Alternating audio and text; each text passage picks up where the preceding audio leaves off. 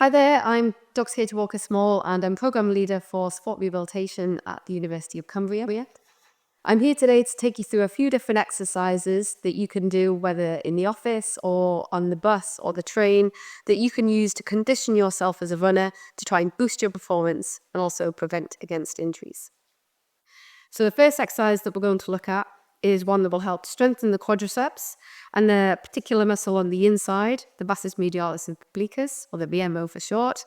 But overall, this exercise will help to provide more knee joint stability, improve your alignment, and therefore help to prevent injuries such as runner's knee or patellar tendonitis. So to execute this exercise, it involves a small resistance band that we can place over our feet. And what you're looking to do with that is to take your knee into an extended position. And as you do, really squeeze those quadriceps and that vastus medialis obliquus just on the inside of the quad there, and then gently lower down.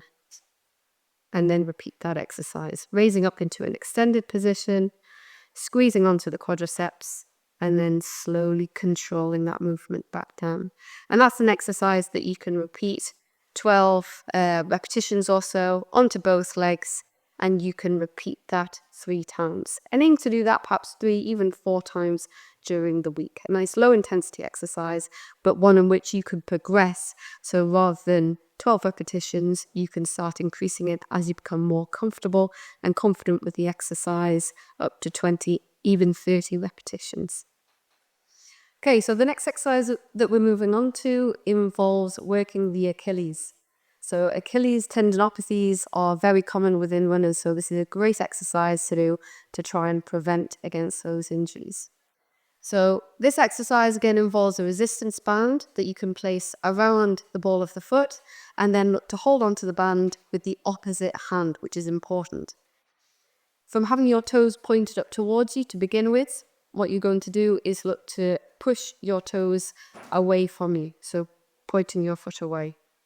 And then controlling that movement as you bring the toes back up towards you.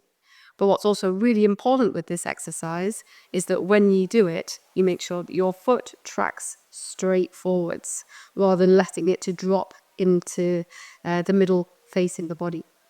Because by making sure that you push forwards when you're pointing your toes with the exercise, you also help to recruit another muscle group, which is on the outside of the calf. They're called the peroneals, and they work very hard to try and promote your alignment and stabilize your ankle. So also very important if you perhaps suffer from things like ankle sprains. So this next exercise works to activate your glutes. So the glutes are really important. They are a muscle group right at the back of your hip, so they're your bum muscles essentially.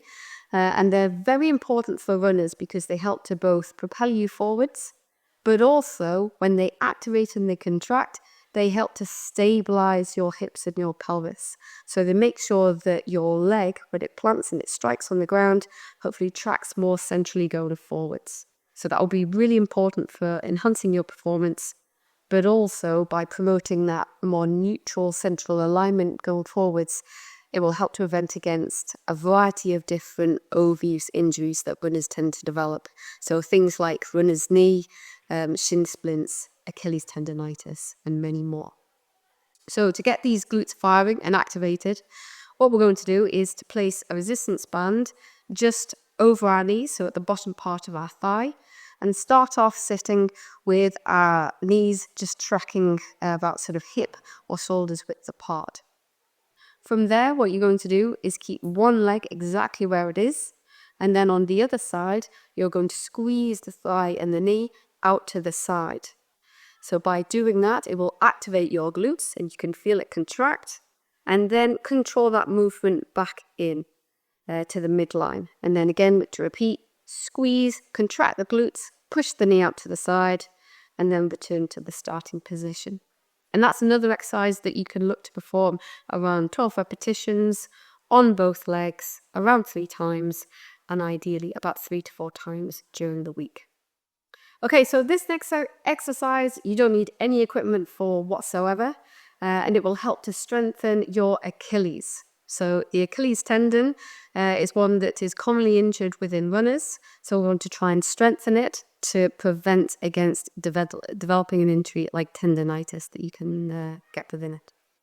So the exercise involves standing on your toes. So it's standing calf raises.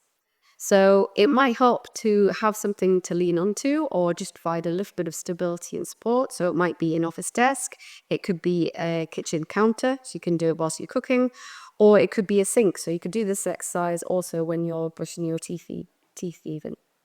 So the exercise involves just using that counter for a little bit of support. And what you're going to do is, to begin with, you can just use both feet, and from standing, push up onto your toes, and then really slowly control that movement coming back down to the ground. And again, push up onto your toes and coming back down. Now, you might find that even after 12 repetitions, that's really quite easy for you. So if it is, what you can do next time is standing on one leg, repeat the same thing. So again, pushing up and then gradually controlling that movement back down. So that might be a little bit more difficult and challenging, but that's an exercise that you want to be progressing onto, because not only will it help to develop your strength, but also just by standing on one leg, it also improves your balance and your stability, which again is important to helping to prevent against overuse injuries. So ideally with that exercise, you would look to progress from standing on two legs and raising up and down through to standing on one leg, and from just 12 repetitions to begin with, again progressing through to ideally 20, 30 on one leg. So that'd be fantastic to be able to do.